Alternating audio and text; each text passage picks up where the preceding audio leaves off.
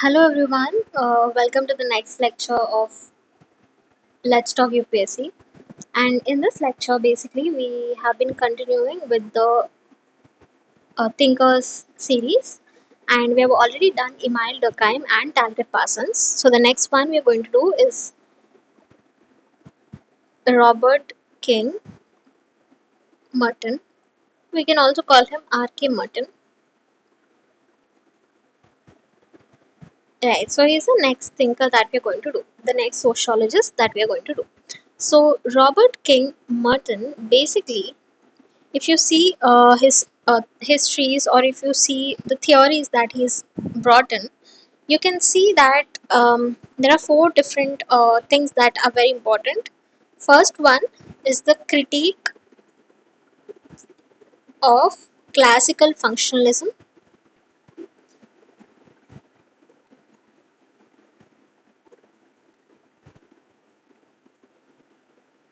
Second, his theory of manifest and latent functions.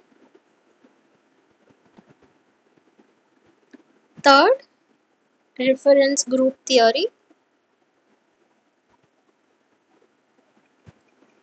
Fourth, conformity and very famous deviance theory. Okay, I personally like to study R.K. Merton because his theories, be it manifest latent functions or reference group or deviance theory, all of these are very much applicable in today's day-to-day life.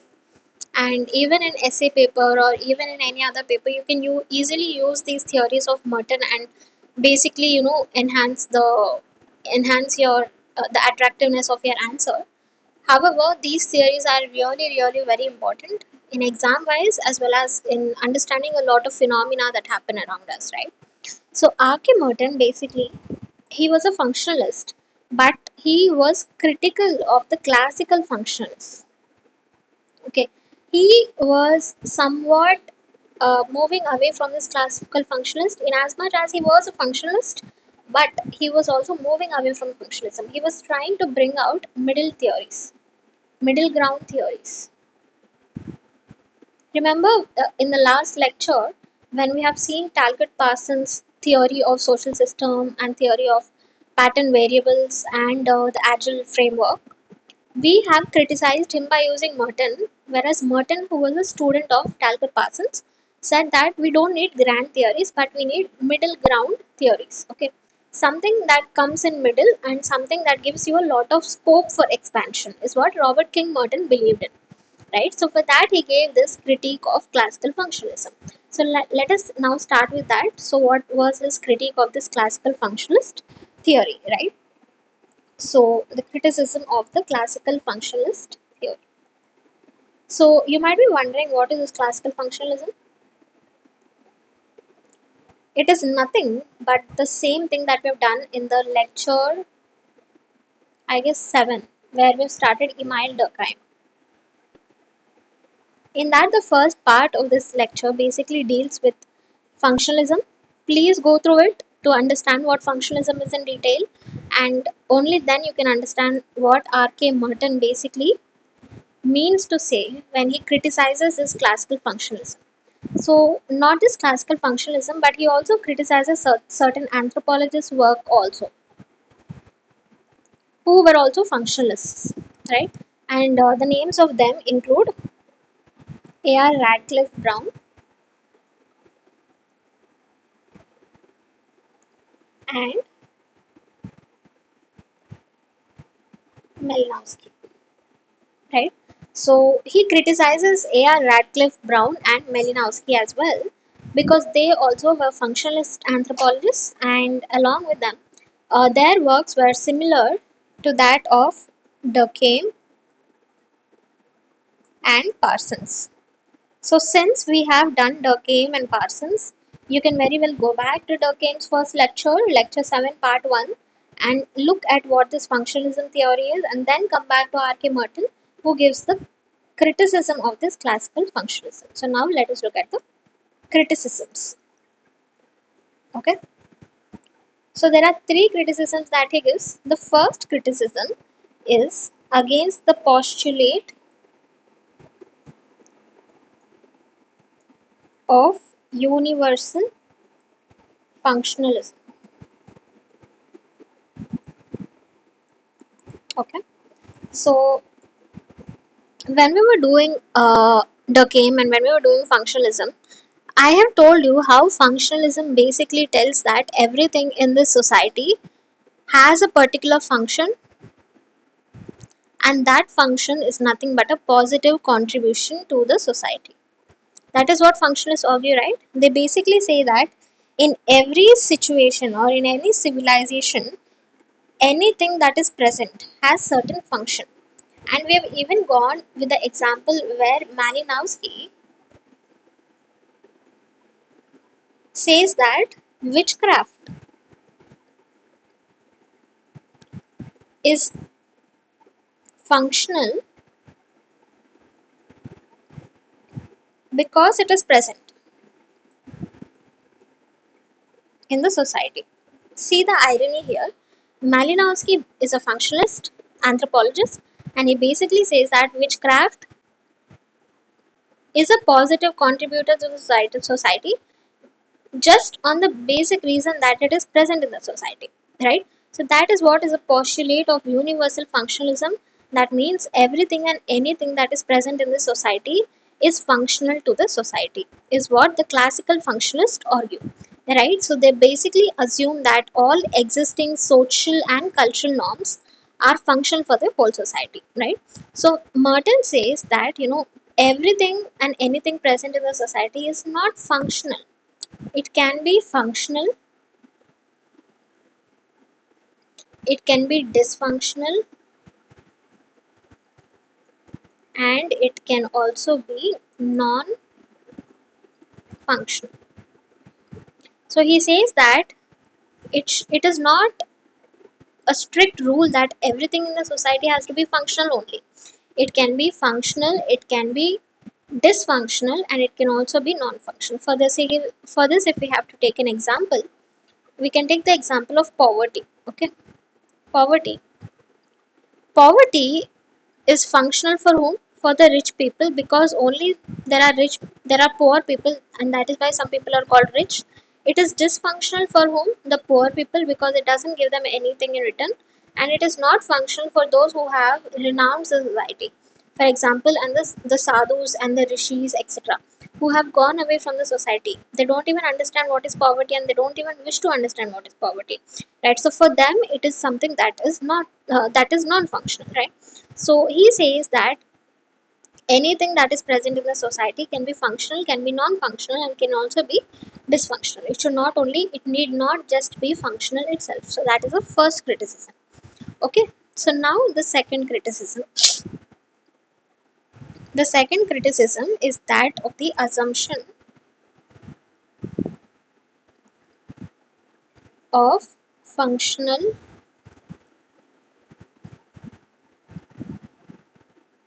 unity. Right. Herein, basically, what that this functional unity means is that any subsystem in the society, this is what the classical functionalists say, that any subsystem basically combines with the other subsystems and completes the society as a whole, right? So, in if there is a change in this subsystem, that change will also be affected here, and that change will totally also be affected here. So that is what, when we've done Talcott Parsons, we have seen his theory of moving equilibrium, right?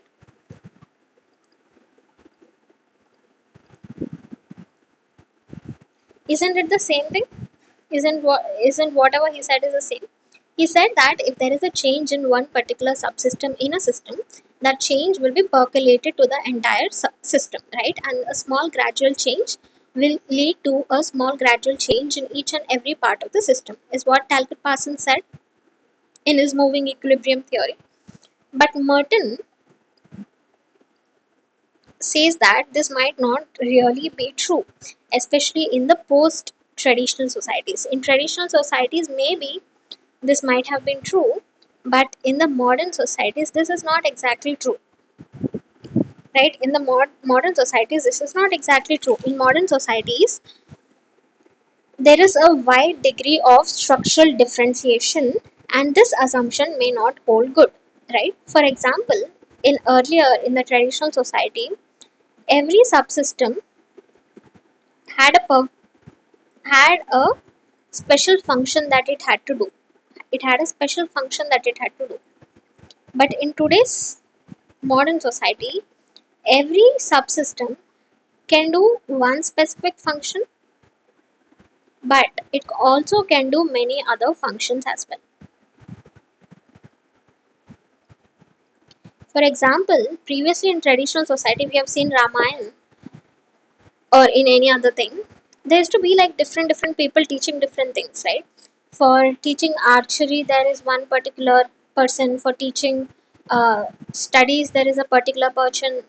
For cooking, there is a particular person, right? But in today's modern world, all of this can be found in one person also, right? So this is not an example like to a real example, but just for to making you understand is what I'm telling you this example.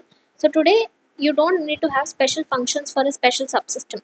Every system can have its own specific function, and it also can do the function of any other system. So there is no such concept of functional equity, or that a change in a small subsystem can lead to a change in another system. This is not what Merton believes in. Okay, he says that that is not what happens today. Okay, so the third one that Merton basically says, the third um, criticism that he says is on the assumption of indispensability. Okay, so the classical functionalists basically said that a particular subsystem, if there are like subsystem 1, 2, 3, 4, etc., they say that all of them are very important for the entire system. Like even if one is not functioning properly, the others will not function properly. This is exactly what Albert Parsons also said, right? A change in one will lead to change in another, which further lead like that and further lead to change in the system. But Mertens say that this is not what is happening. Even if one is not there, it can be replaced, or there can be substitutions, right? So 1, 2, 3, 4, they are not indispensable. They can be dispensed, and they can be replaced and substituted with other alternatives, right? So this is the third criticism that he gives of the classical functionalist. So the three, if we have to go through them again, the first one is the postulate of universal functionalism. That is, everything and anything that is present, it need not just be functional, it can be functional, dysfunctional, or non-functional. Then the assumption of functional unity, wherein he says that every subsystem need not have a specific function, but it can also have many other functions. And the third one is the assumption of indispensability, wherein he says that even if a particular subsystem doesn't function properly, it can be replaced, substituted, or alternated, and even then the system can function on its own, right? So that is what he says. Especially, it's a critique of Talcott Parson, because Talcott Parson, when we have read his Agile framework, okay, and when we have read his functional prerequisites, uh, Talcott Parson, what does he say? That these four functional prerequisites, that is adaptation, goal attainment, integration, and latency, these four are very important for any subsystem, any social system to continue, right? He said that, Talcott Parson said that if any social system has to continue, they have to definitely have these four: A, G, I, and L: adaptation, goal attainment, integration, and latency. But Merton basically says that not all of these are required.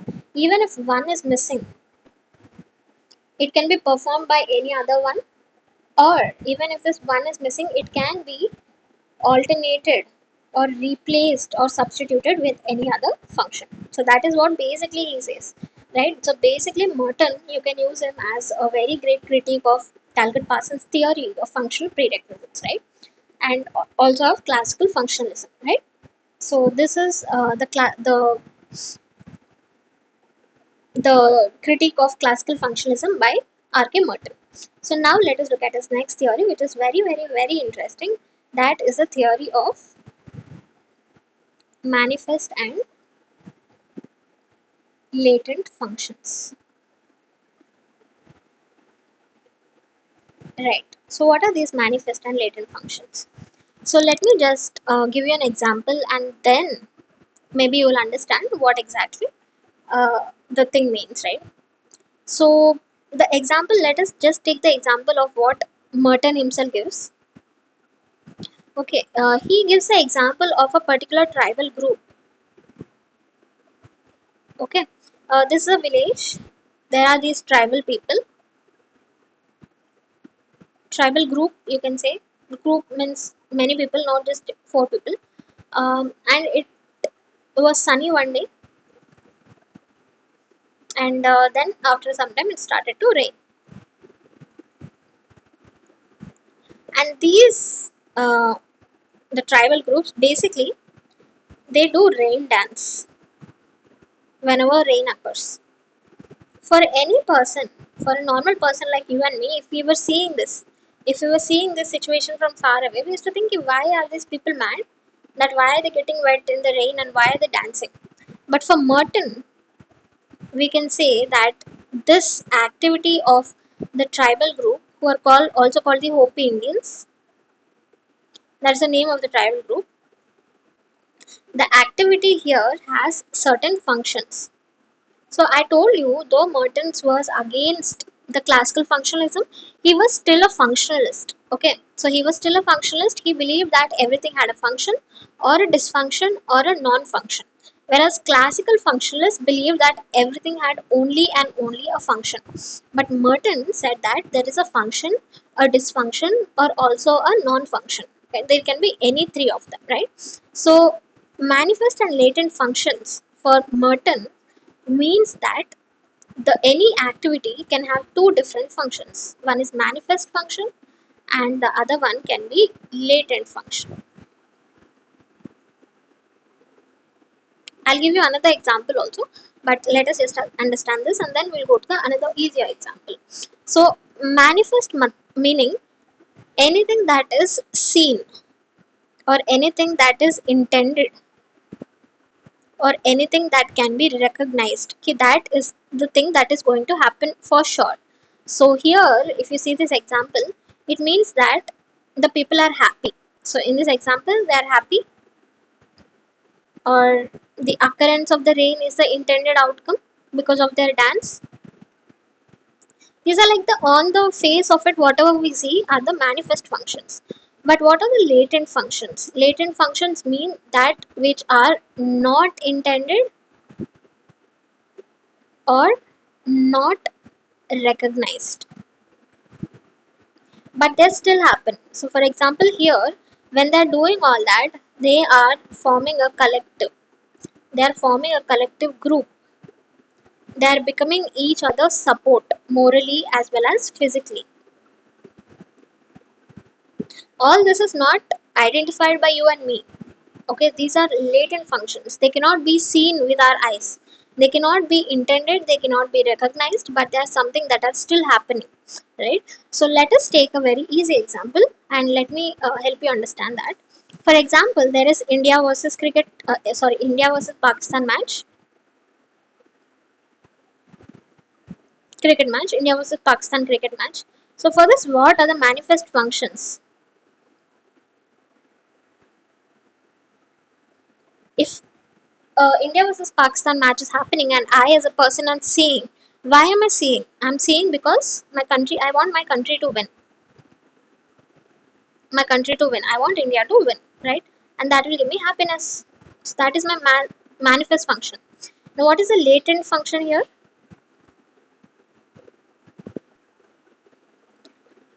We as Indians are united. against any other country. We are proud to be an Indian. Unity and integrity of the country. All these are something that happen latently. We don't want or we don't particularly say that this is for these reasons we are watching the match. But we indirectly, these are the things that happen, right? These are the things that happen. For example, if you go and sit in the uh, stadium where the match is happening, India versus Pakistan match, and there is a group of Pakistani fans and Indian fans, and you don't know any other person in the stadium, but with whom do you go and talk if you have to talk? You talk with the Indian people over there. Why? Because as a country, you're still united and integrated by the people of your country. So that is a latent function here, right? So that's a manifest function and the latent function, right? So these are the simple, in a simple way, this is what Merton says when he talks about latent and manifest function. Latent functions are those which are not intended and not recognized. Manifest functions are the functions that are intended and recognized by the individuals that are participating in it. So, why or what is the importance of this study? Okay, the importance of manifest and latent functions is that as a sociologist, you get to dwell deep, right? You investigate more. To understand the latent functions, you have to investigate a lot more. You need to understand what type of people can be, what people can basically do at which times, etc., etc., right? And you have to basically move beyond your ethnocentric biases,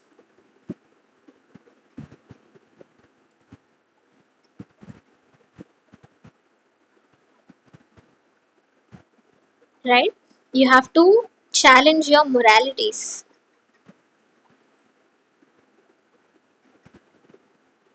For example, prostitution. For any person who is not engaged in prostitution, it might seem that prostitution is a very illegal thing or it's a very kind of immoral thing.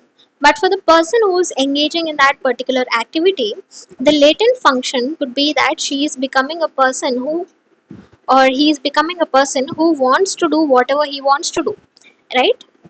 They want to do whatever they want to do. That is, that dignity is being appraised. But for a person who is an outsider, you won't necessarily associate prostitution with dignity, right? But for a person who is engaged with that activity, maybe that is a form of self dignity. That is a form of them wanting to do what they want to do, right? There is nothing wrong in it for the person who is doing it.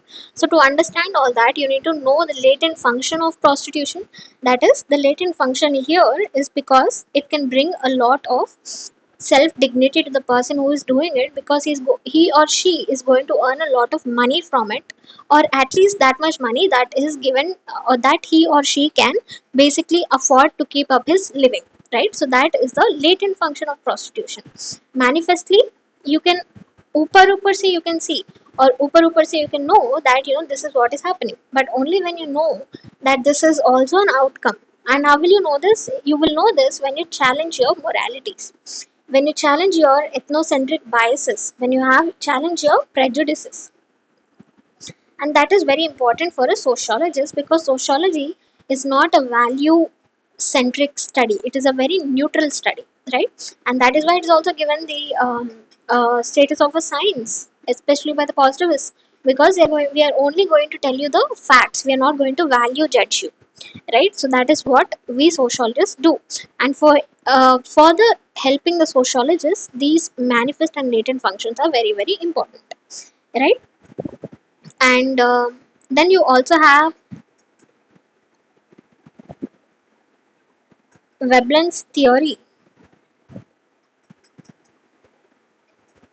of leisure class. Okay, in this Veblen's theory of leisure class, Veblen basically talks about this particular section of people who are lazy, who don't do anything.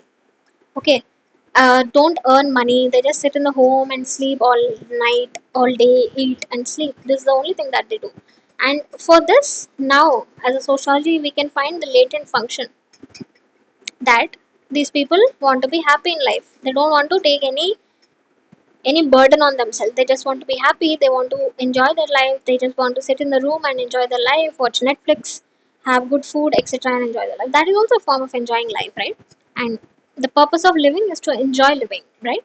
So maybe that is what how Veblen's theory of leisure class can be explained by using manifest and latent functions. Anything for that matter, you can explain by using the theory of manifest and latent functions, right? So that is all about manifest and latent functions. So now let us go to the next theory of R.K. Merton, that is the reference group theory. If you want a short recap, let me just give you a recap of what all we have done till now. So yeah, from here I guess, yeah. So Robert K. Merton, we have talked about his critique of classical functionalism. We have talked about how he has given three critiques. The first one is his postulate of universal functionalism. The second one is the assumption of functional unity. The third one is the assumption of indispensability. And then we have talked about the very interesting concept of manifest and latent function, wherein the example of Hopi Indians has been taken, and we have also seen the example of India Pakistan cricket match and also the importance of the manifest and latent functions. Now we are going to do the theory of reference groups. Reference group is also very linked to our day to day lives, in as much as we can easily link it to whatever we do whenever we prepare for an exam or anything for that matter, right? So for this, the book that he has written or the essay, I think this is not a book or essay, I'm not sure, but please cross check. Contribution to the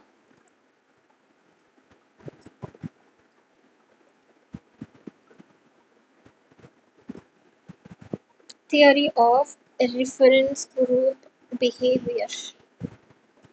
This is the 1950. I don't know if it's a book or an essay, but it is a work of Robert K. Merton, and in this he gives in the theory of reference group. Okay, so and he basically also says that he was inspired by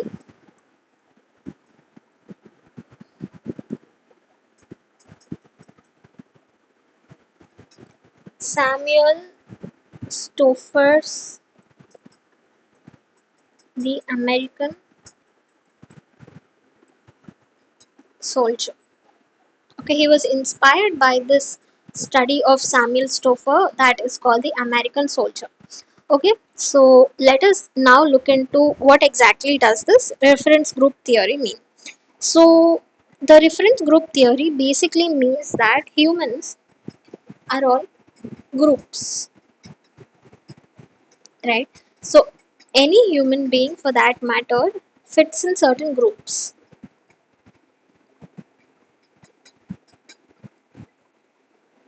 We cannot be isolated, right? For example, today I'm in a particular group, and that group has certain characteristics. So today I'm a student or a UPSC aspirant, and I belong to that group of people who are all UPSC aspirants. But in the future course, I have certain aspirations, or I want to become like someone else, right? I want to become an IAS officer maybe. So for that, I keep my reference group,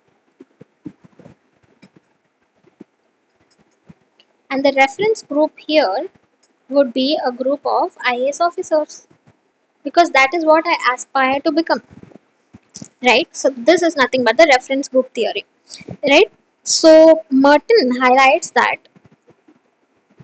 any social group that an individual uses for shaping and evaluating his own feelings and attitudes and actions is called the reference group, right? And according to the group theory, humans are always belonging to a group and always want to go to other group. So this is a membership group. This is my membership group because I am a part. Okay, this is me. Wait, let me show you me. Okay, this is me. I am a part of this membership group, and I basically want to be a part of this non-membership group. And this non-membership group becomes my reference group, right? So why do we choose this reference group? What are the factors for which why a person chooses a reference group? It could be due to the power and the prestige that is attached to this reference group. It could be because I am not willing to be in this, right, isolated from the present membership group, or it could be because I belong to a particular open system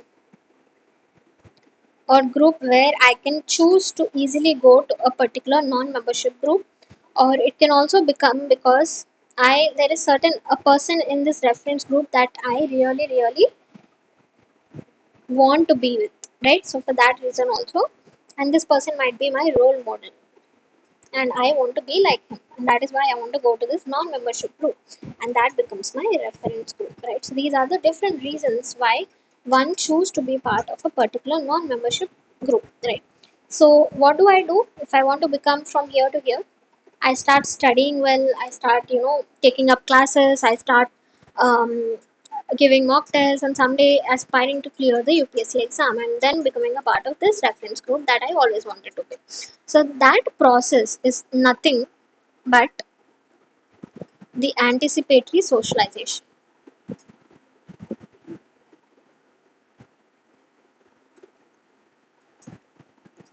When you want to go from your membership group and attain a status of someone from the non-membership group, you go through this process called anticipatory socialization. This is a process of preparing oneself for an entry into the non-membership group by adopting the norms, values, and lifestyles of the non-membership group, right? So in that way my anticipatory socialization happens. Sometimes there might also be a certain sense that even though you try a lot, you cannot become a part of this non-membership group, and you cannot also go back to your membership group because you have started adopting the norms, the values, and the lifestyles of the non-membership group, and now your membership group doesn't want you to be a part of it. Then you become a middleman, also called the marginal man. When in the process of you adopting the norms, values, and lifestyles of the non-membership group do not get accepted by the non-member group, and also lose the membership of the membership group that you were initially with, you become a marginal man, unable to move this side or that side. You become stuck in between, and that position is called that of a marginal man. For example, a very great example here could be that of the caste system. Let us say I belong to a Shudra class, Shudra caste, and I aspire to become a Brahmin caste. So I give up on non-veg. I don't eat non-veg. I start practicing the Vedas, the Upanishads, etc. And in that way, what am I trying? I'm trying to become a Brahmin. But is that possible? It's not possible. It's never possible.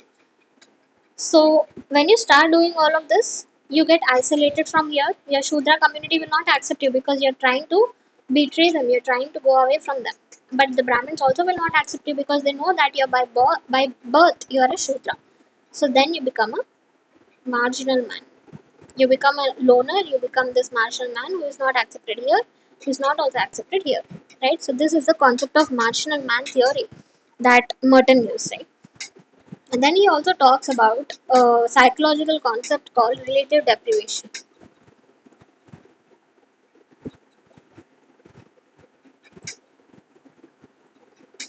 So he says that I, or any person for that matter, if we belong to this particular membership group and we want to be this particular non-membership group, we want because we are relatively deprived, right? So maybe, for example, let's say I'm a UPSC aspirant, and this group I want to be is that of an IAS officers group. So why do I feel relative deprived even after attempting, like, let's say I attempted 5 times and I still couldn't clear the exam?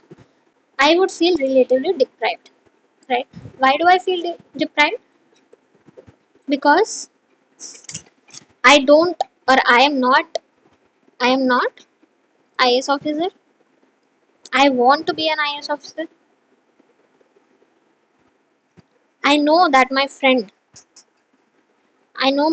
became an IS officer,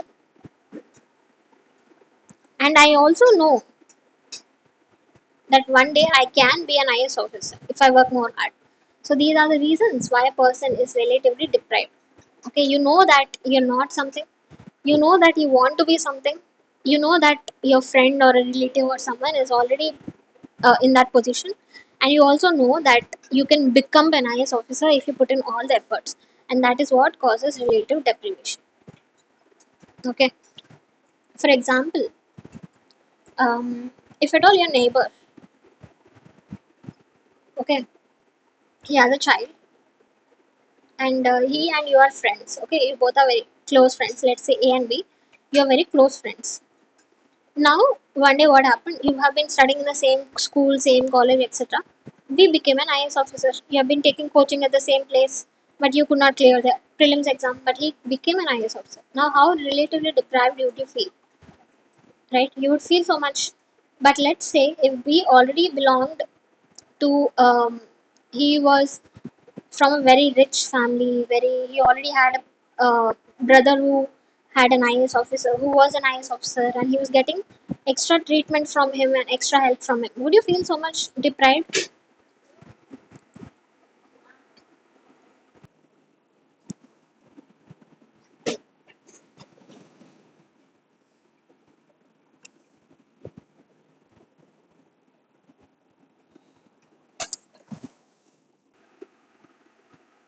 Right. So you wouldn't be so much deprived if you think of that person who already has a rich IAS brother, because you know that you are not equal to him in terms of everything, right? So that is when related deprivation starts. When you know someone who is in your equal position and they have achieved, but you have not achieved that. Or when you know that you can achieve it, but you're missing it by a little breaks, etc. So that is when you feel relatively deprived. So that is what Robert King Merton also brings in when he brings out his reference group theory, wherein he talks about relative deprivation. Right?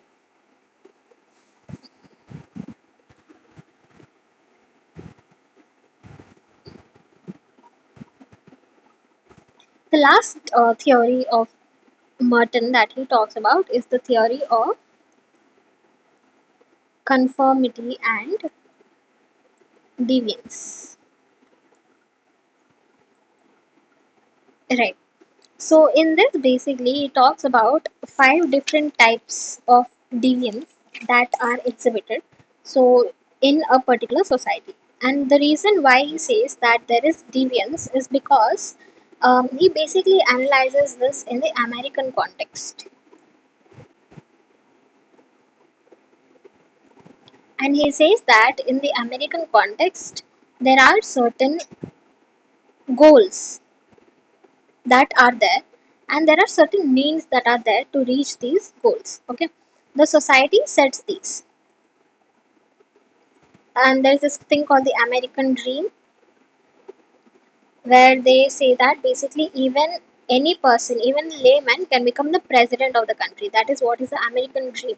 That is, every person can do anything and anything in America, right? So they have certain structurally fixed goals and some culturally fixed means which are prescribed to reach the goals. And sometimes when the means and the goals, there is a mismatch between them, that leads to deviance, that leads to the behavior of deviance, where people exhibit different um, behaviors. Okay, they don't conform to the pattern. Okay? Conformity is nothing but you are accepting the goals and the means. Okay, so that is your conformity. the second one is the second one is that of the innovation. In innovation, you will attain the goals, but you will not follow the means. You will innovate your own means. Third is ritualism, where you basically don't get the goal, but you follow the means. Okay, I'll give you the example later. Then you have retreatism, wherein you are not concerned about the goal and not also concerned about the means. You have become very passive in your life. And then you have rebellion, where you want neither you're not following the goals nor the means. You want different, both of them in a different way. So to understand this, conformity is basically when you want to become an IS officer and you're preparing for the UPSC exam and you're ritualistically studying every day for that. Innovation is you want to become an IS officer, but you don't want to follow this UPSC path. So maybe you will take some other means like the state PSC, etc. Right? Ritualism is you want to become an IS officer, but you don't believe anymore that you can believe. But just because the parent tension, parents forcing you, you think कि ठीक है कुछ ना कुछ तो कर लेंगे. Like let us do something else. Like let us just pass time. Let us do UPSC and let us just pass some time and let's see what happens. Right? So you don't necessarily know that you'll reach the goal, but you are just following the means. Retreatism is when you step back. You say, "I have tried enough. I have tried a lot of UPSC. I've tried a lot of I trying to become an ISA, but nothing is happening. So I will now become a saint. Let me go to the Himalayas." I'm just telling it in a joke way. I'm not, taunting anyone or anything. But let me just become a saint or a sadhu or something. Rebellion is that why should an IAS officer be the person who's so much sacred in the society or who's so much valued in the society? So you try to become someone, you try to become more powerful than him by using some other means, uh, maybe by becoming a big underworld don or something, and ex- you demand more of money and demand more of dignity than that of an IS officer, right? So these are the different ways in which deviances can be seen in the society. The main reason is because of the mismatch between these goals and means, right? So he says that this creates a particular thing called the strain in the economy, and for that particular strain people react with these five ways, right? So that is a deviance theory of Merton, right? So let us quickly look at the criticisms and then end the class, right? So criticisms focuses a lot on the American society.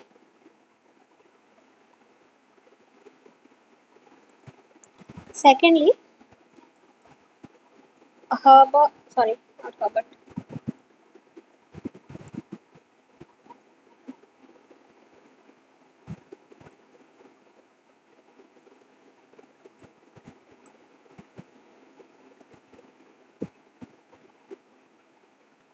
Howard Becker, right? So he basically says that this labeling theory of someone being a deviant or not is basically very specific to the society. Like just because I'm labeled a deviant in this society doesn't mean that I'll be labeled a deviant in the other society, right? So it's very specific to the society, and that it cannot be a very grand theory, right? Then you have Marxist criticism, who say that deviance is because we don't want to conform to the rules that are set by the dominant society, and that is what leads to deviance. So that is what basically Marxist criticize, and that basically ends Robert King Merton. We have done all the four, I think, that we have put up at the agenda. Let us just go back. Yeah, we have done the critique of classical functionalism. We have done the manifest and latent functions. We have done reference group, and we have also done conformity and deviance theory. So that ends today's class, and I'll meet you tomorrow again in the next class, which will be on Max Weber, and then it will be Karl Marx and G.H. Mead. So that's all for today. Please like and subscribe the video if you like it, and yeah, that's all for today. Have a nice day. Bye.